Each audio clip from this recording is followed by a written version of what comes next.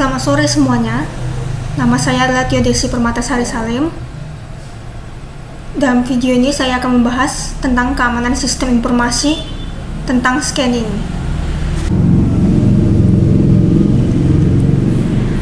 Dalam video kali ini saya akan membahas tentang yang pertama yaitu definisi scanning. Yang kedua adalah cara kerja scanning. Yang ketiga, dampak scanning. Yang keempat, cara menangani scanning. Yang kelima adalah review jurnal. Nah, mari kita langsung masuk ke dalam pembahasan.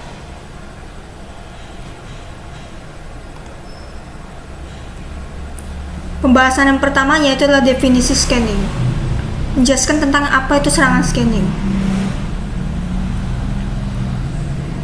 Scanning merupakan kegiatan yang bertujuan untuk mencari celah jalur penyusupan yang lebih spesifik yang terdapat di dalam sistem komputer atau jaringan. Ada 3 macam tipe dari scanning, yaitu port scanning, network scanning, dan vulnerability scanning.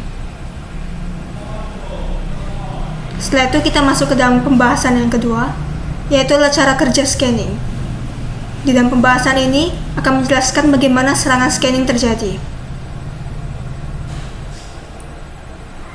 Cara kerja scanning yaitu hacker akan mencari cara celah menyusup di dalam server atau jaringan target. Cara paling sederhana untuk melihat status suatu layanan pada server target di internet adalah menggunakan software port scanner seperti Nmap. Dalam langkah ini, hacker mendapatkan berbagai informasi yang dibutuhkan untuk melakukan penetrasi ke dalam suatu sistem.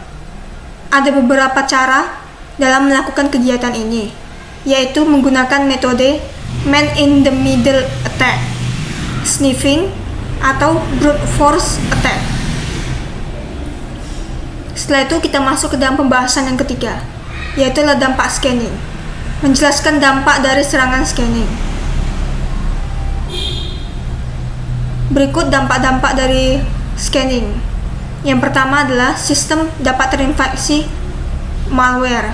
Yang kedua, data sensitif dapat dicuri dan diubah. Yang ketiga, akun atau sistem dapat diambil alih. Yang keempat, dapat merusak sebuah sistem atau server. Kita masuk ke dalam pembahasan yang keempat, yaitu cara menangani scanning. Di dalam pembahasan ini akan menjelaskan cara menangani serangan scanning. Cara-cara menangani serangan scanning. Yang pertama adalah pastikan sistem selalu diperbarui begitu pembaruan baru tersedia. Yang kedua, menggunakan perlindungan ekstra seperti menggunakan antivirus, firewall, dan autentifikasi 2 faktor. Yang ketiga, pemindahan kerentanan reguler menggunakan IPS atau IDS. Yang keempat, menonaktifkan perangkat yang sudah tidak lagi digunakan. Yang kelima, sembunyikan data atau informasi penting. Yang keenam, menggunakan TCP wrappers. TCP wrapper itu dapat memberikan fleksibilitas kepada administrator untuk mengizinkan atau menolak akses ke server berdasarkan alamat IP atau domain. Kita masuk ke dalam pembahasan terakhir, yaitu adalah pembahasan kelima, review jurnal. Di dalam pembahasan ini saya akan mereview jurnal tentang serangan scanning. Jurnal yang saya ambil itu adalah jurnal dengan judul Penanganan Serangan Brute Force dan Port Scanning pada Router Mikrotik, yang ditulis oleh Deden Hardan Gutama, Adien Kenya Anima Estetika, dan Rahmat Arif Setiawan, yang dibuat pada bulan Agustus 2022, yang terdiri dari 13 halaman. Berikut halaman pertama dapat dilihat di gambar di layar. Selanjutnya saya akan masuk ke dalam pembahasan jurnal.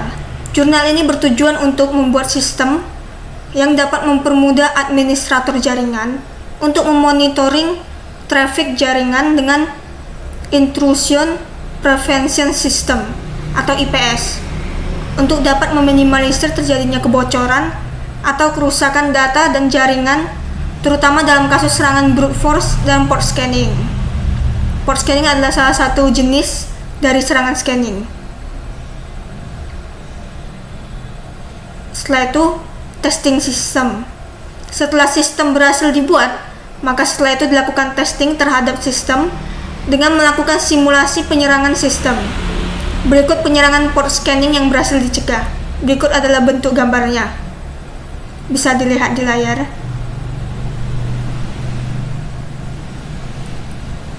Yang selanjutnya itulah kesimpulan jurnal. Serangan menggunakan brute force dan port scanning mampu dicegah oleh Mikrotik menggunakan Intrusion Prevention System atau IPS.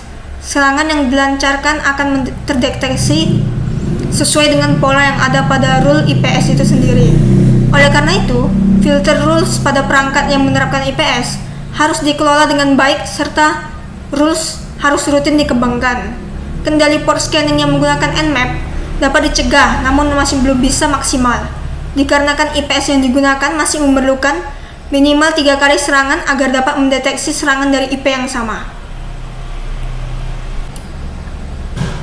Terima kasih atas perhatiannya.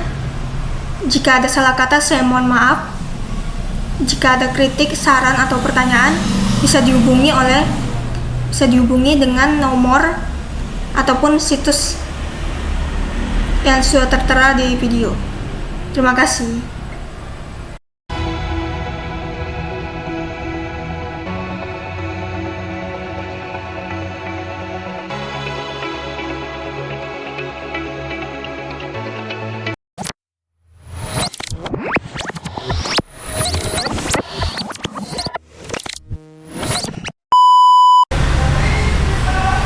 Selamat sore semuanya. Nama saya Tiadesi Permata Sari Salim.